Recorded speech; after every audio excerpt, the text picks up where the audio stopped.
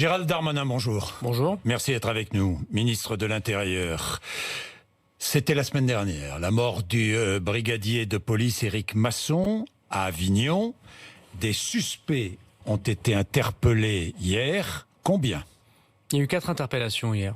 4 interpellations. Dans quelles circonstances? Moi, d'abord, je voudrais remercier toute la police nationale, parce que ça fait 4 jours, je peux en témoigner, jour et nuit, sous l'autorité du procureur de la République, que nous recherchions ces suspects.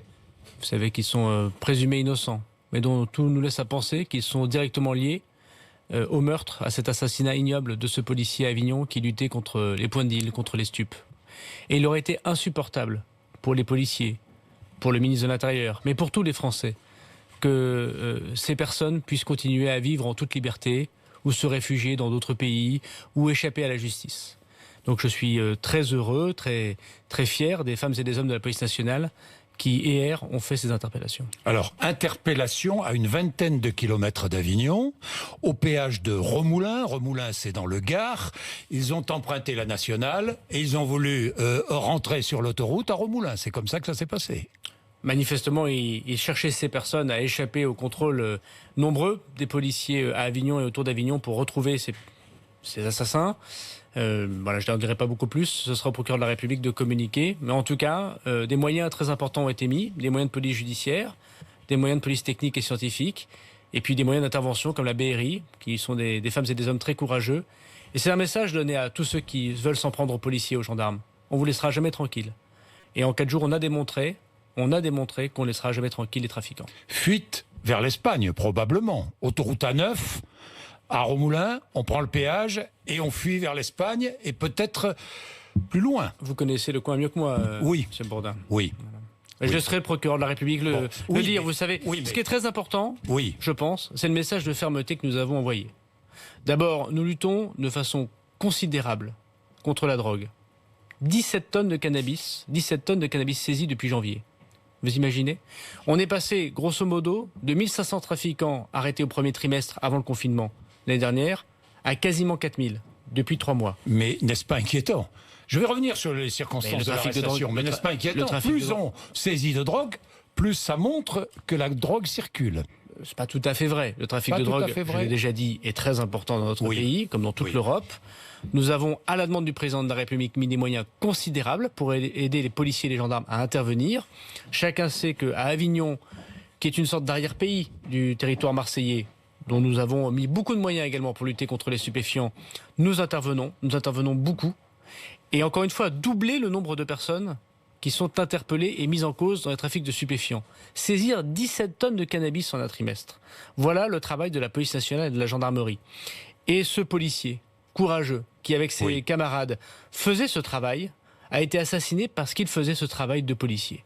Et donc il était bien normal, bien légitime pour la famille, pour les policiers, pour les Français, que nous arrêtions ces suspects et que nous les présentions dès aujourd'hui à la justice. Dès aujourd'hui présentés à la justice, donc 4 suspects arrêtés, le conducteur de la voiture, qui, si j'ai bien compris, transportait ses passagers peut-être vers l'étranger, une femme parmi les 4 personnes? Il y a 4 personnes arrêtées, je suis sûr que le procureur de la République aujourd'hui aura l'occasion de une femme et 2 autres, et parmi ces 2 autres suspects, celui qui a tiré?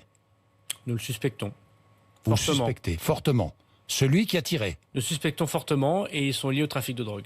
Et liés au trafic de drogue. Habitant dans l'une des cités, ces personnes habitant dans l'une des cités d'Avignon. Alors ils sont français, nés en France et effectivement trafiquants de drogue, manifestement. Et je laisserai le procureur de la République détailler. Mais français, ce que je peux vous nés dire. en France. Oui. Et jeunes? Ce que je peux dire, ils sont jeunes, ils ont moins de 30 ans. Moins de 30 ans. Voilà. Moins de 30 ans, mais français, aujourd'hui, M. Bourdin, oui, ce qui est très Gérald important. Darmanin. Mais c'est important de savoir. Bien sûr, mais moi je respecte l'autorité judiciaire. Les Français veulent savoir. Oui, mais je respecte l'autorité judiciaire, le procureur de la République que je remercie une nouvelle fois, l'autorité judiciaire que je remercie une nouvelle fois, a donné les moyens à la police d'arrêter ces suspects. Mais le message passé, il est très important, M. Bourdin. 4 jours après, ces personnes sont arrêtées.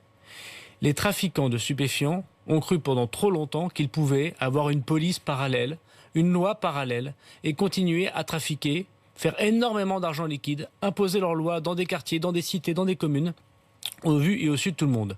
Les policiers et les gendarmes, de manière extrêmement courageuse, interviennent aujourd'hui partout à la demande du président de la République. Il n'y a pas de zone de non-droit. Il y a des endroits difficiles. J'en connais de là où je suis élu à Tourcoing.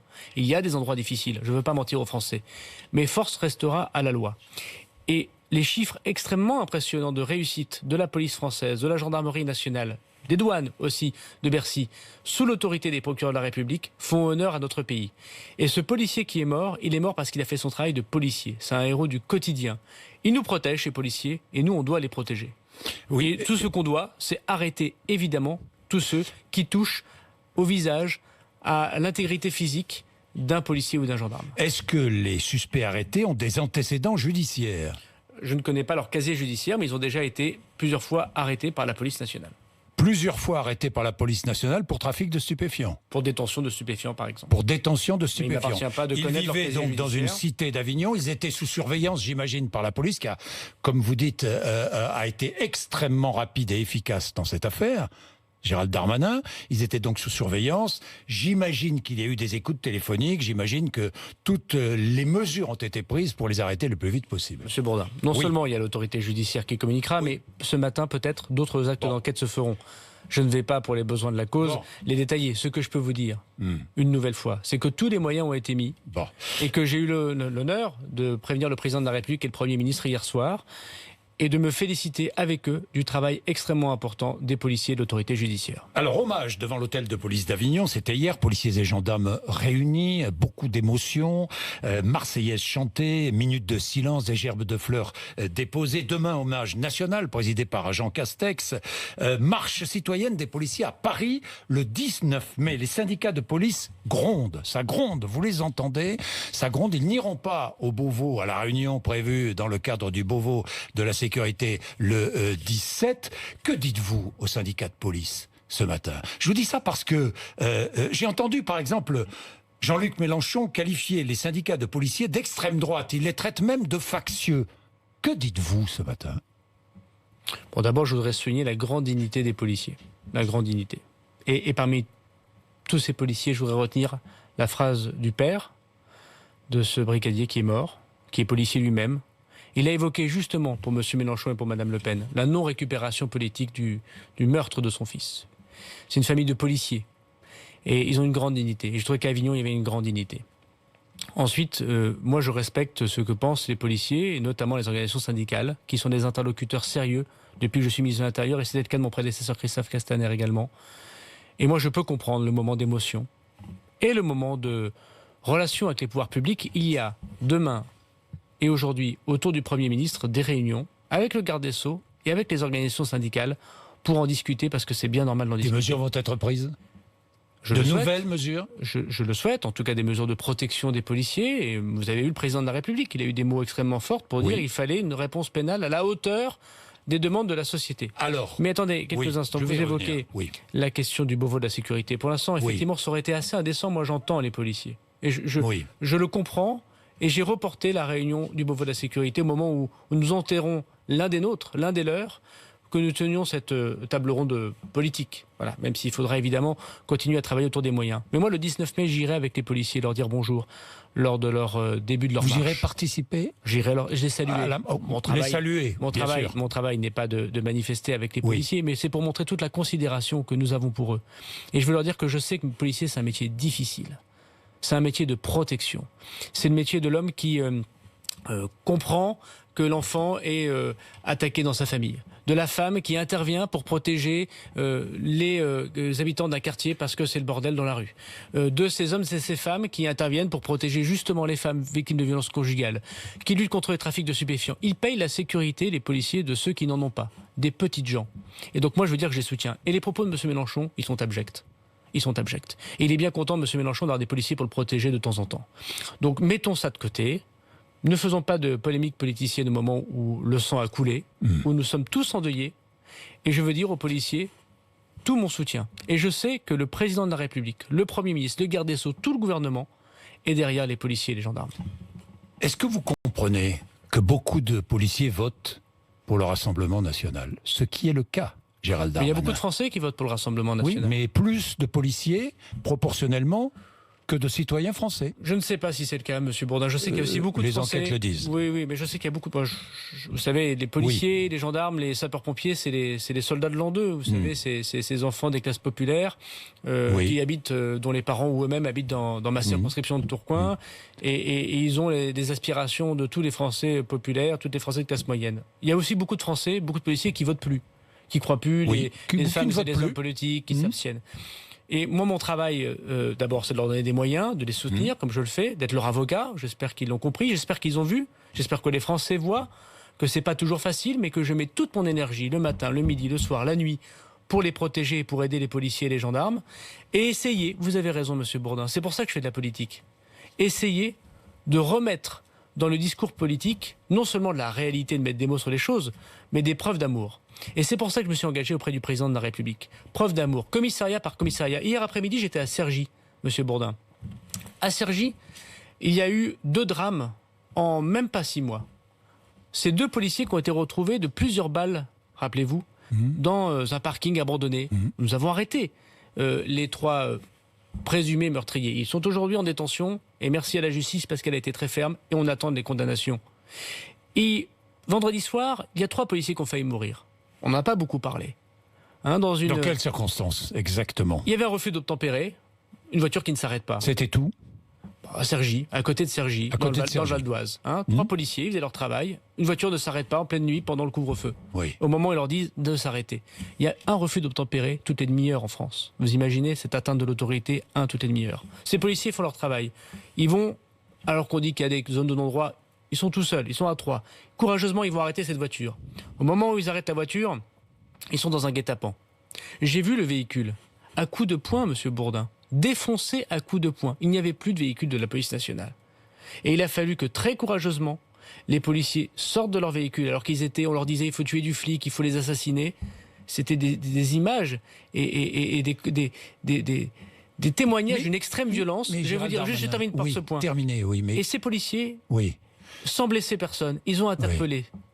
Ils ont interpellé. Voilà, c'est ces policiers du quotidien que j'ai été visiter et que je vais visiter tous les jours pour les soutenir. Et ces gens-là, je comprends qu'ils se posent des questions sur les femmes et les hommes politiques, sur la réalité de notre pays. Et c'est pour ça que je fais de la politique. Mais ce que je comprends, Gérald Darmanin, c'est que les délinquants n'ont plus peur d'agresser les policiers, n'ont plus peur de tuer un policier. C'est ça que je comprends. Monsieur Bourdin, vous avez raison. En 15 ans, c'est pas très nouveau. En 15 ans, le doublement des agressions contre les policiers et les gendarmes ont été constatés. En 15 ans, le doublement, Monsieur Bourdin. Vous imaginez? Il n'y a pas eu plus de violences urbaines qu'à 15 ans. Il y en a toujours beaucoup, trop, bien sûr. Mais par ailleurs, il y a un doublement des violences contre les policiers et les gendarmes en 15 ans. Bien sûr que c'est tout à fait inacceptable.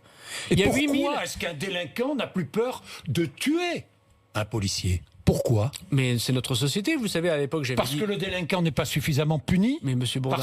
Pourquoi? Monsieur Bourdin, à l'époque, il y a quelques mois, j'avais dit ensauvagement. Ça avait fait polémique. Le président de la République a dit... Mais vous reprenez le mot, j'imagine. Le président de la République a dit que la violence enfle dans notre pays. Et il a raison. C'est ce qu'il a dit. Voilà. Il a en héritage cette difficulté, le président de la République. Quand on voit qu'on a doublé les agressions contre les forces de l'ordre en 15 ans, ça ne vient pas d'hier.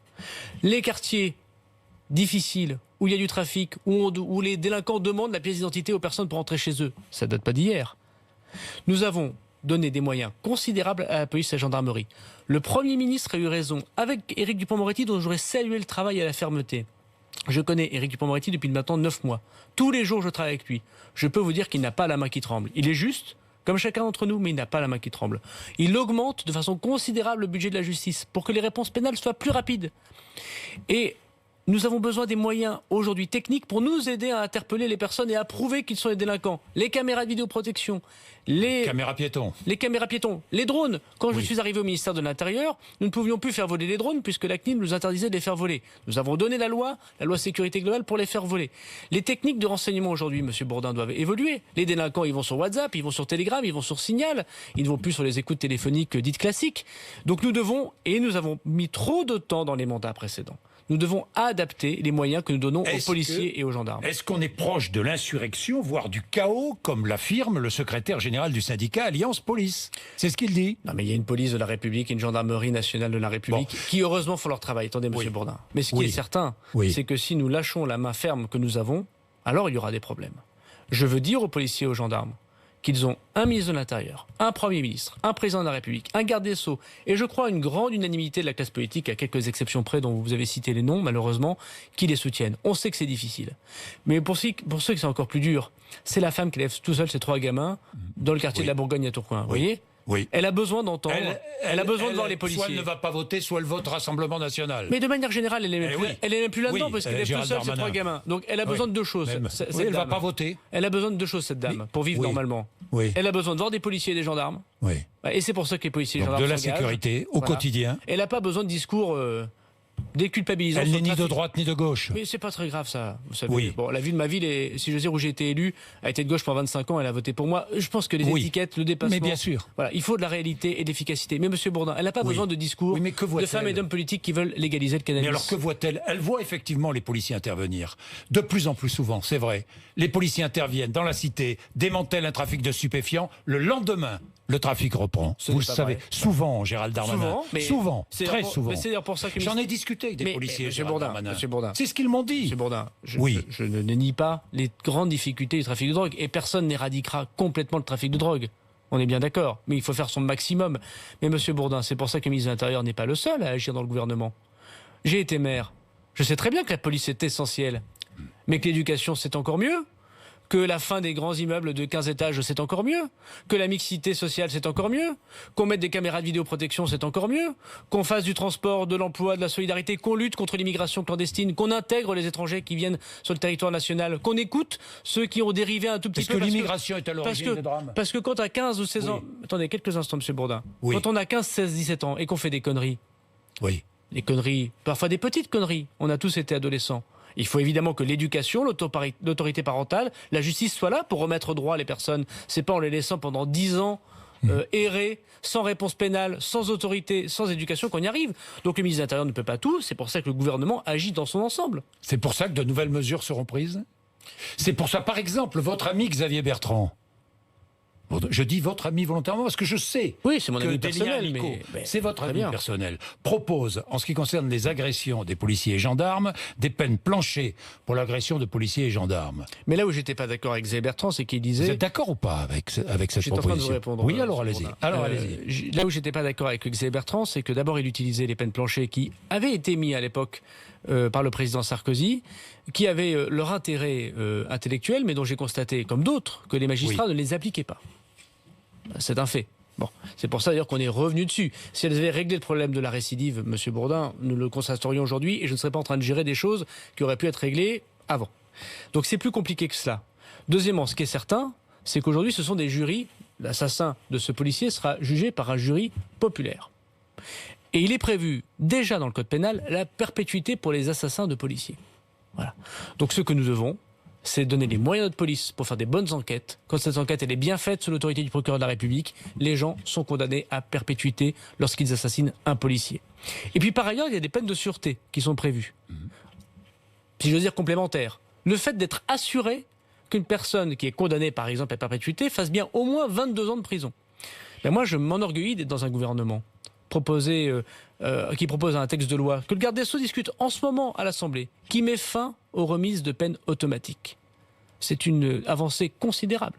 Fin aux remises de peine automatiques. Il n'y aura plus de personnes qui seront condamnées et qui automatiquement verront leur peine diminuer alors qu'un tribunal l'a prononcée. Ben moi je préfère l'application stricte de la loi à des inventions tous les matins pour le besoin des campagnes. Faut-il abaisser, c'est une invention ça aussi de Xavier Bertrand, abaisser la majorité pénale à 15 ans pour lutter contre les phénomènes de bande? Mais attendez, restons calmes et concentrés sur notre histoire. Manifestement, les assassins de ce policier n'avaient pas 15 ans. Voilà. Les assassins n'avaient pas 15 ans. Ce qui est certain. Mais le trafic de stupéfiants concerne aussi les ados de 15 ans. Mais il faut des réponses pour tout le monde. Mais à 14, à 13, à 12 ans, on ne va pas mettre des gens en prison. Bon, je suis en train de vous dire justement que j'ai passé mon temps, quand j'étais maire de ma commune, à avoir des gamins de 12, de 13, de 14 ans, dont l'autorité parentale n'était plus respectée, qui n'allaient plus à l'école et qui faisaient des larcins. Quand on fait des larcins, quand on fait des petits faits de délinquance, Monsieur Bourdin, on n'envoie pas les gens à l'école du crime parfois. Les parents sont responsables? Mais bien sûr que les parents sont responsables. Alors, comment les responsabiliser? Les parents sont responsables, la société l'est en partie avec l'éducation, et nous devons avoir une justice qui donne une réponse vite.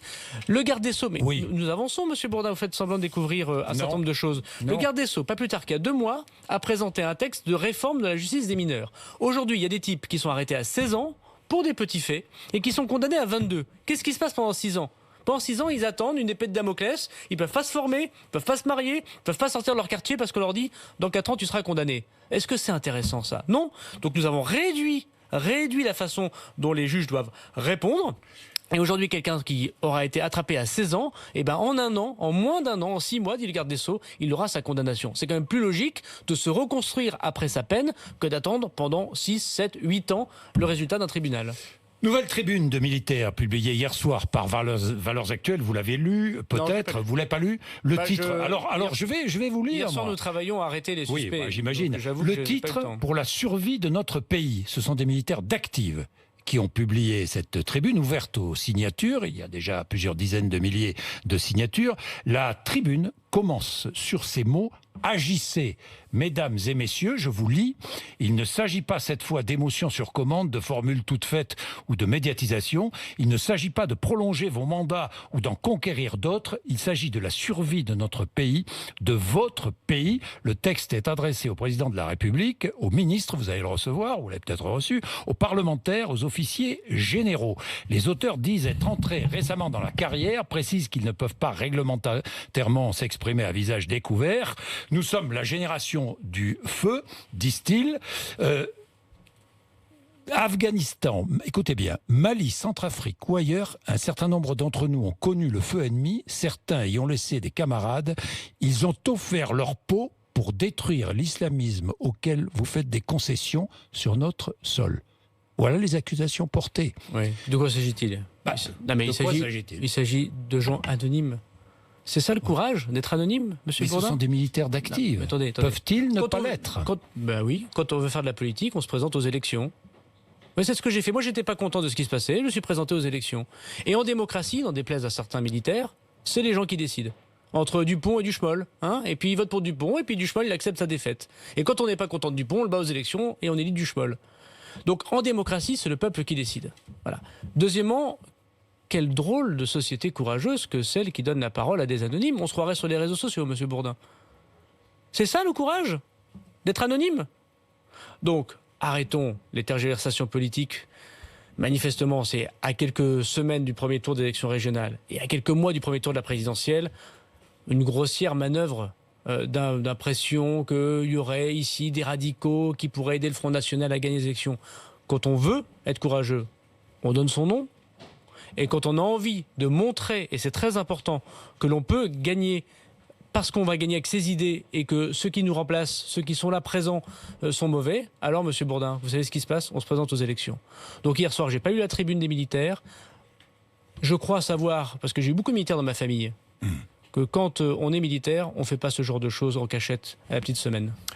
Gérald Darmanin, les régionales, parlons-en. Il y a 2 régions qui concentrent les regards en ce moment. Il s'agit de Sud-PACA et puis votre région, les Hauts-de-France. Vous êtes candidat départemental dans votre département, à Tourcoing. Éric Dupond-Moretti, lui, est candidat au régional dans le même département. Il veut mener le combat contre le Rassemblement national et Marine Le Pen. Je veux chasser le RN de ses terres, dit-il. Réponse de Marine Le Pen: j'ai vu beaucoup de forts en gueule venir ici tenter de défier le RN. Ils sont tous assez rapidement repartis assez humiliés. L'obsession de M. Dupond-Moretti à mon égard commence à devenir étrange. Il paraît qu'il reste quelques bracelets anti-rapprochement en rab. Je suis préparé, dit-elle. Ça vous a choqué? Bah oui, c'est choquant. Bon, le parallèle avec les bracelets anti-rapprochement dans la lutte contre les violences conjugales est ignoble. Surtout en écho avec ce terrible drame de Mérignac. Mais vous savez, M. Dupond-Moretti, je le trouve très courageux. D'abord, c'est très courageux de se présenter au suffrage de ses concitoyens.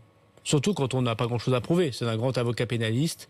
Il est venu en politique et manifestement, il a eu plus de problèmes que d'avantages à devenir garde des Sceaux. Et ben moi, j'encourage tous ceux qui, au gouvernement, comme Éric Dupond-Moretti, viennent de ce qu'on appelle la société civile, M. Bourdin, et se présentent au suffrage des électeurs. C'est courageux de se présenter au suffrage des électeurs. Et il n'y a pas plus belle légitimité que d'être élu par ses concitoyens. Donc moi, j'accueille avec bonheur Éric Dupond-Moretti chez lui. Il connaît bien le Nord-Pas-de-Calais, vous savez. Il y est né, Nous partageons, je crois, beaucoup de choses en commun. Et il a raison, M. Dupond-Moretti, de s'engager contre le Front National. Mais Gérald Darmanin ne représente-t-il pas tout ce que les gens du peuple, et notamment les gens modestes, détestent? Non, je ne le crois pas, non. Il les a beaucoup défendus. Vous savez, moi, j'ai... Les élites? J'ai le souvenir. Mais de quoi il est né à Maubeuge, M. Dupond-Moretti? Oui. Vous avez vu la maison de sa maman, Éric Dupond-Moretti? Non, mais de quoi parle-t-on? C'est quelqu'un qui a une réussite sociale parce qu'il a travaillé et qu'il était un grand avocat. Tout le monde courait son cabinet, M. Bourdin, pour être défendu par Éric Dupond-Moretti. Et il a défendu des gens qui étaient défendus par personne, M. Dupond-Moretti. Moi, je me souviens quand j'étais étudiant, j'espère qu'il ne sera pas vexé de ce rappel d'âge, mais qui est un rappel que je rends à l'honneur de sa carrière, d'Outreau. Il a défendu les petites gens d'Outreau, dans le Pas-de-Calais, qui étaient accusés par justement une forme d'élite. Voilà. Il a défendu bien des petites gens, parce qu'il en fait partie. Et donc moi, je suis très honoré d'être dans le gouvernement d'Éric Dupond-Moretti. Et je suis très heureux, très fier qu'il vienne dans ma région. Ma région, vous savez, des Hauts-de-France, la région du Nord-Pas-de-Calais, elle a longtemps donné des soldats pour la guerre, elle a donné l'industrie, elle a été envahie 2 fois, elle a connu beaucoup de misère sociale, beaucoup de difficultés, mais elle se réveille. Et elle n'a pas besoin d'avoir une nouvelle difficulté qui s'appelle le Front National. 2 choses encore pour terminer. Je voulais revenir quand même sur les circonstances de l'arrestation qui a eu lieu au péage de Remoulins dans le Gard. Est-ce qu'il y a eu des échanges de tirs? Je ne le crois pas. Non, ça s'est fait dans le calme, si je puis dire. Bien.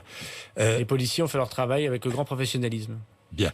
Je voudrais préciser, et là, ça ne vous concerne pas, Gérald Darmanin, je voudrais préciser que je ne suis pas cas contact, parce que mon confrère d'RTL, lui, est positif au Covid, et puis j'ai été vacciné, doublement vacciné. Voilà. Merci. Gérald Darmanin d'être venu nous voir ce matin. Merci, il est 8h56. Vous êtes sur RMC et vous êtes sur BFM TV.